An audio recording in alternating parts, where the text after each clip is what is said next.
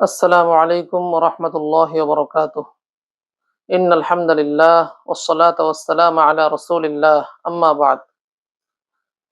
সম্মানিত সুধী, আজকে আমি আলোচনা করব কুরআনুল কারীমের ফজিলত সংক্রান্ত 40 টি হাদিসের 21 তম হাদিস। عن عائشة رضي الله تعالى عنها قالت قال رسول الله صلى الله عليه وسلم مثل الذي يقرأ القرآن وهو حافظ له مع السفرة الكرام البررة أو كما قال عليه الصلاة والسلام।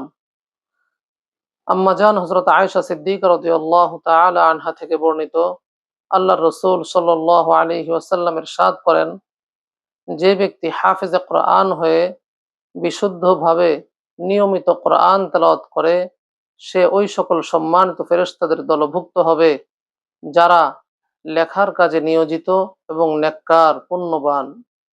উক্ত হাদিসটি বর্ণিত হয়েছে বুখারী শরীফের মধ্যে, হাদিস নাম্বার 4937।